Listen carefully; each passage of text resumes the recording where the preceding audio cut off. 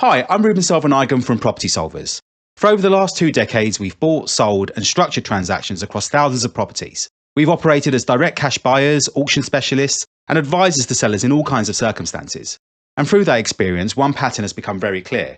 When a property isn't selling, in most cases, it comes down to price. And that isn't intended to sound dismissive. It's simply how most local property markets tend to operate.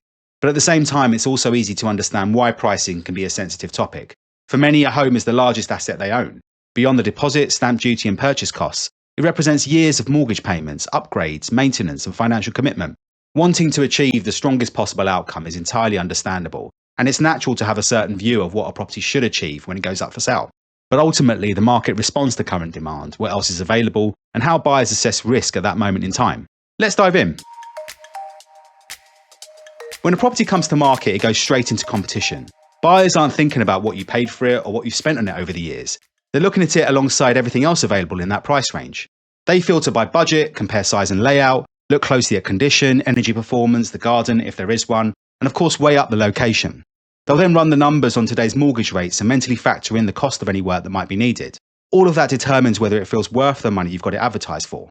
But to take a step back to the start of the house sale process, it's also worth acknowledging something that isn't often discussed openly. The estate agency industry, both traditional estate agents and online, is massively competitive. It remains an undeniable fact that many pitch optimistically to win instructions, and initial asking prices aren't always aligned with where buyers are actually willing and able to make offers. Once the property is live, it's the market and not what the estate agent thinks a property will sell for that determines reality. Of course, things need to be done properly, inquiries followed up, feedback handled honestly, strong presentation, and comprehensive marketing exposure beyond simply listing on the likes of Rightmove and Zoopla. But if you price correctly at launch, you create momentum, viewings cluster, buyers feel competitive tension, you generate urgency. That urgency is what drives offers close to asking price and sometimes more.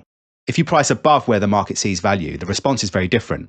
We often see it isn't necessarily a flood of low offers, it's actually silence. And that silence in property is feedback. The danger of overpricing isn't just that the property doesn't sell, it's losing the early momentum. Zoopla has reported that correctly priced homes agree a sale in around 2.4 weeks on average.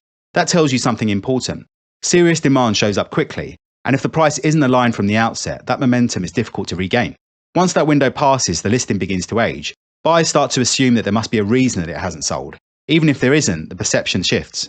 We've seen this repeatedly, 2 very similar properties on the same road, one priced realistically from day one, the other launched optimistically. The realistically priced property generates early viewings, buyer momentum, and achieves close to asking within weeks. The overpriced property lingers, reduces, lingers again, and eventually sells, often for less than it could have achieved had it been positioned correctly from the outset. So early traction is critical. The initial launch period sets the tone, shapes perception, and influences negotiation strength. And price is what drives that positioning. Another important point is that sellers often look at asking prices rather than sold prices. But asking prices are ambition and recent sold prices are evidence. What buyers are willing to complete on today is truly what defines value.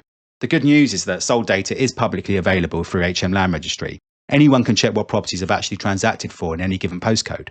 Naturally, there may be differences in size, condition, and a range of other factors, as well as a lag in the data. But that information tends to be far more instructive than listings still sitting on the market. And then there's the issue of local market conditions. In slower or more cautious environments, pricing discipline becomes more important. These days, lenders are stress testing borrowers more rigorously. Buyers are looking through survey reports with a fine-tooth comb. Refurbishment costs remain elevated. Mortgage rates impact affordability directly on a monthly basis. When uncertainty increases, buyers demand a margin of safety. If they don't see it, they move on or just sit on their hands. Now, of course, there are exceptions, unique properties, scarce stock in highly desirable areas, situations where supply is constrained. But even in strong markets, strategic pricing accelerates results. In more balanced or slower markets, it becomes the difference between selling and stagnating. So what if you've already been on the market for a while? That's actually a very common scenario for many of the sellers we speak to here at Property Solvers. First, recognise that waiting for the best price can somewhat backfire. Mortgage payments, utilities, insurance, council tax, and simple opportunity costs continue in the background.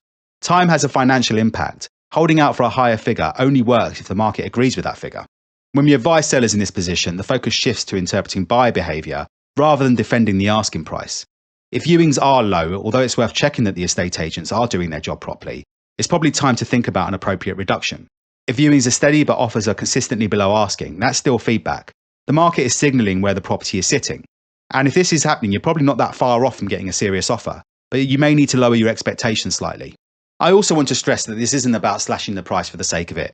It's about alignment and finding what we call the biting point.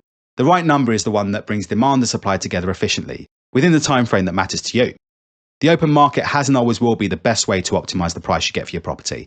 But if your house isn't selling, it's rarely invisible. Buyers are seeing it and making a judgment.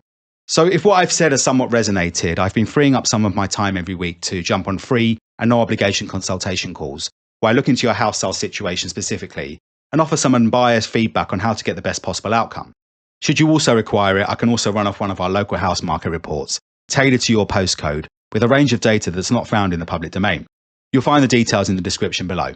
And if you found this video useful, please feel free to like and subscribe for more clear, data-led insights into selling, buying, and how the UK property market really works. A big thanks for watching.